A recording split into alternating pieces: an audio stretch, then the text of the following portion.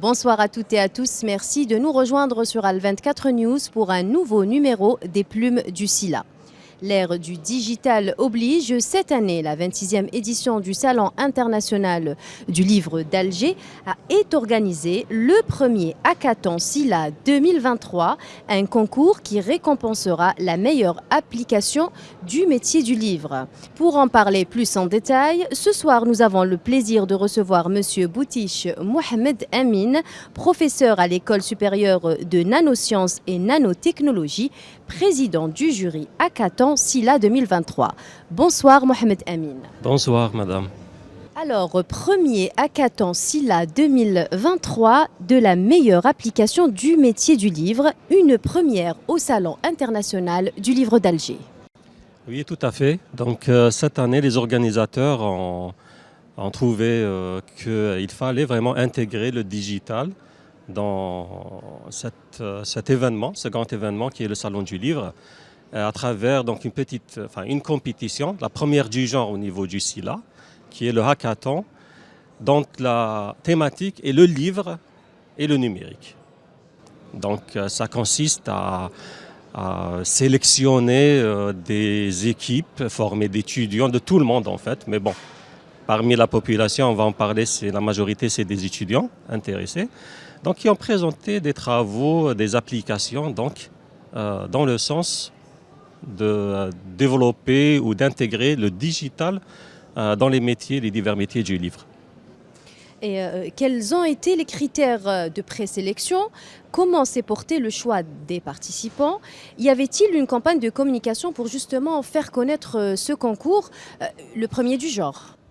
Oui, tout à fait. Donc il y a eu des annonces au niveau du site web du SILA, à travers tous les réseaux sociaux en fait, pour cet événement. Aussi des messages ont été envoyés au niveau des universités spécialisées en informatique, d'après les informations que j'ai.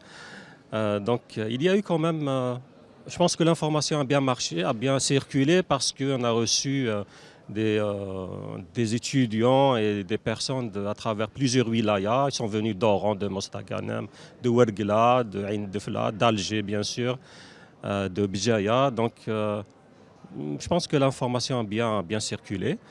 On a présélectionné donc 12 projets, dont 11 qui sont venus réellement, donc 11 équipes qui ont participé durant ces 2 jours. Et donc on arrive en fait à la phase finale maintenant. Mais vous avez communiqué par rapport à ce concours juste sur le site du SILA ou en amont? Comment ça s'est passé? Comment justement les étudiants ont eu vent de ce concours? Bon, je pense que... Parce qu'il faut quand même une préparation à l'avance. Non, je pense que les organisateurs ont fait le travail. Nous, en tant que jury, on n'a pas participé à cette phase-là. Mais comme je vous ai dit, je veux dire, les critères de sélection, comment s'est fait le travail il y a une partie qui a été faite en amont. D'accord. Nous, on s'est retrouvés là pour la deuxième phase, qui est l'accompagnement durant les 2 jours. D'abord, l'accompagnement, le coaching et la sélection du vainqueur. Mais quels sont réellement les principaux objectifs de ce concours? Les principaux objectifs, c'est essayer de développer ou d'intégrer le digital dans les différents métiers du livre, que ce soit dans l'édition, que ce soit dans l'encouragement ou la sensibilisation des lecteurs pour le livre, aussi par rapport à la diffusion du livre, que ce soit accessible à tout le monde, à n'importe quel endroit du pays, pour faciliter aussi l'accès aux livres, aussi la partie aussi commerce, pourquoi pas aussi, donc que le livre soit accessible à tout le monde. Voilà. Donc c'est ça en fait toutes les thématiques. Comment on a laissé donc ces étudiants, ces compétiteurs de réfléchir, donc de proposer leurs solutions à toutes ces problématiques. Quel a été le facteur clé pour le choix justement du gagnant? Qu'est-ce qui a fait la différence? Par quoi le gagnant s'est-il démarqué?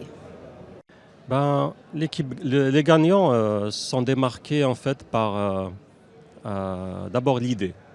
L'idée, bon, les critères de sélection étaient que la phase idéale, l'idée soit claire, faisable, réalisable. Comme ça concerne des applications, donc c'est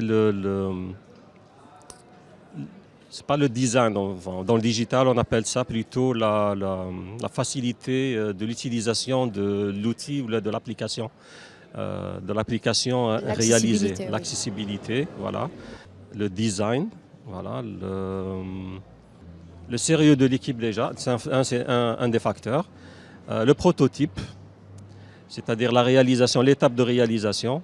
Donc, est-ce que c'est durant ces 2 jours, est-ce que ces équipes ont pu réaliser une solution faisable, c'est-à-dire une solution pratique?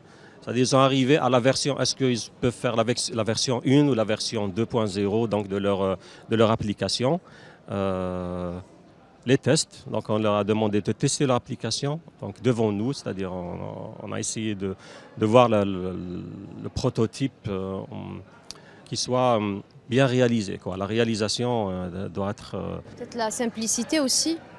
Oui, la simplicité de l'accès ou de l'utilisation de ces applications. Et quelles seraient les cibles justement de ces applications? Donc les différentes applications qui ont été proposées ont eu plusieurs cibles, que ce soit les éditeurs, que ce soit les lecteurs ou même les auteurs. Donc ils se sont focalisés sur ces 3 cibles-là.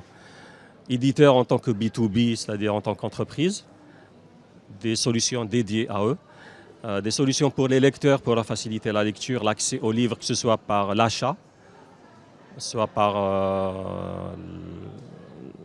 avec des abonnements pour pouvoir les lire, ou les auteurs pouvoir, pourquoi pas, faciliter ou bien leur proposer des solutions pratiques afin d'éditer leurs livres. Comme vous savez, c'est un peu compliqué pour un auteur d'éditer son livre, un peu proposer de manière numérique de publier leurs livres pour qu'ils soient accessibles aux lecteurs. Et quelles ont été les thématiques qui ont été abordées justement dans ces applications? Non, les solutions qui ont été proposées de façon à donner la possibilité au lecteur de choisir, d'avoir le choix, que ce soit de pouvoir lire un livre académique pour les étudiants, scientifiques et tout, ou bien même littéraire pour les fans de la littérature, qu'elle soit en arabe, en français, en anglais, c'est-à-dire vraiment tout, la littérature au sens large. Donc il n'y a pas eu un secteur qui a primé par rapport à d'autres? Non, la compétition s'est focalisée vraiment sur des solutions numériques, digitales, pour soit rendre le livre accessible à tout le monde, faciliter aussi la vie aux éditeurs et aux auteurs aussi. Donc c'est dans ce sens-là que sont focalisées la majorité des idées. Donc c'est une première au Salon international du livre d'Alger. J'imagine que c'est un succès, qu'il y aura lors des prochaines éditions d'autres sessions de ce concours.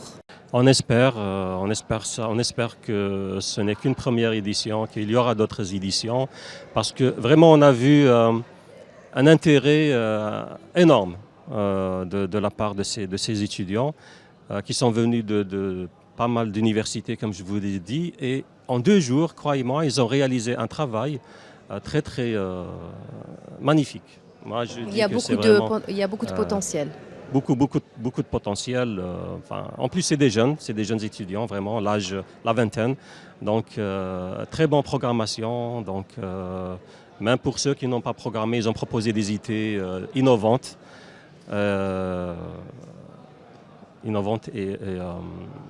Et voilà. Et ça dénote un peu de l'intérêt que ces jeunes portent sur le digital. Très bien. Alors, c'est la fin de ce numéro des plumes du SILA dédié au numérique. Merci, Monsieur Boutiche Mohamed Amin, d'avoir été avec nous. Merci à vous de nous avoir suivis. Je vous donne rendez-vous demain pour une nouvelle plume du SILA.